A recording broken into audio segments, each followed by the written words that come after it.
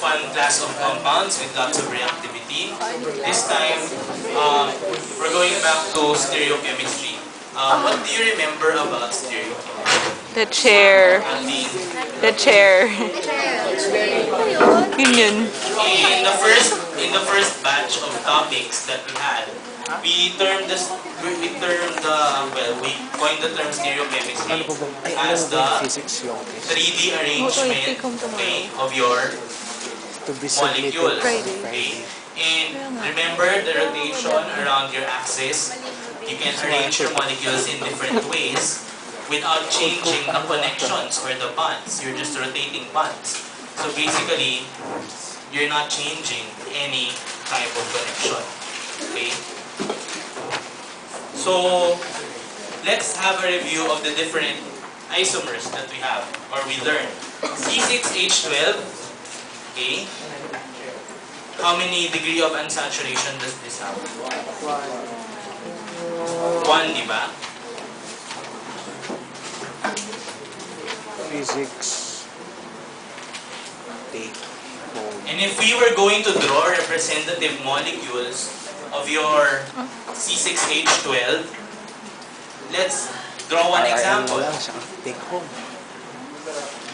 Di ba? May quiz pa sa compound. Do you have an Sige, example? journal. Dagdag pa rin. Hindi journal. C6H12. Inspiration notes. May genetics. Genetics, ano rin? Genetics. C6H12, 1 degree of unsaturation. It must contain either one double bond or one ring. So give me something with a double bond.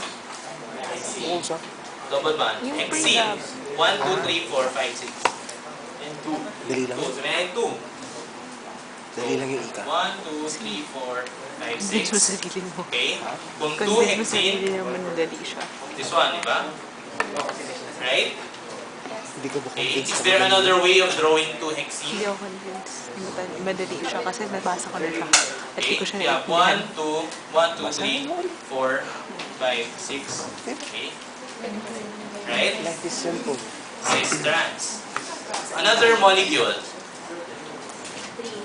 Pwedeng 3 hexene, di ba? Okay. And we'll have the cis and trans also. Okay. Can we have branches? Can we have branches? Yes, you can have branches. So, something like this, you can draw something like this, right? You can even have rings, Punong-puno ng cotton bird. right? What do we call these isomers? Are these the stereoisomers? Let's recall. What kind of isomers do we know? We know about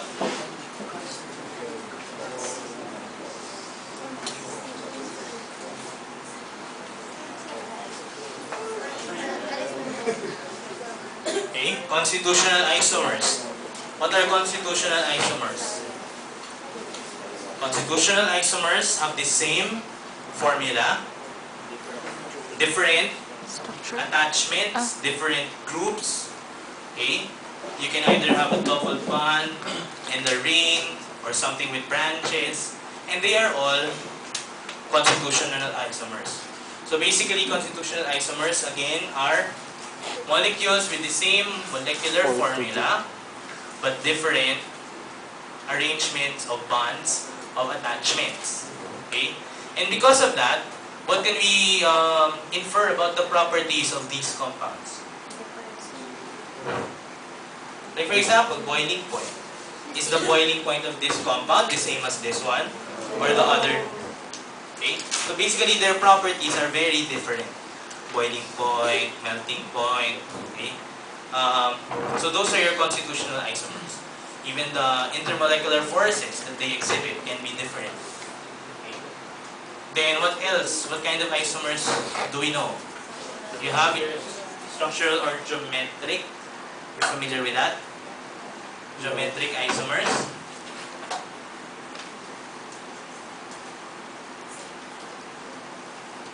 Okay. Basically, basically, geometric isomers, they have the same functionality, almost the same attachments, except that the shape is sort of different. Yung geometry niya is different. Like for example, 2-hexene here, this is also 2-hexene.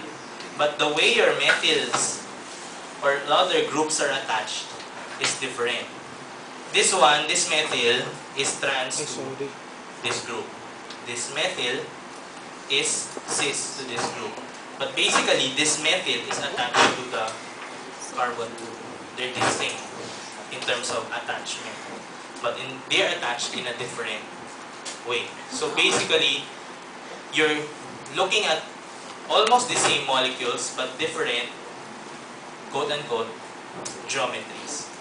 Okay? Ano ba tayong gagawin So sa same first molecular formula, same kinds of attachments, Wala. but different Next week. geometries. What can we infer about the physical Project. properties? Long test. Ay, hindi. Next experiment. Wala.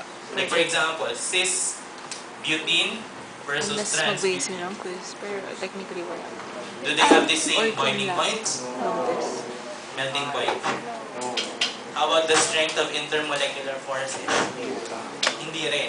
So basically, your constitutional isomers and geometric isomers have different 5 weeks. physical Minus properties. 1 week for Okay. final. Now we go 5 to weeks what lang. we call Long test. Ha? Lahat ng weeks meron. Hindi, ilang weeks lang dire-diretso sa Since January 4. stereo isomers. Oh, gago. Lahat meron. Since January 4, lahat, every week may long test tayo, di ba? Di ba? Okay. Parang walang chill na. Oh my God, walang... Ha?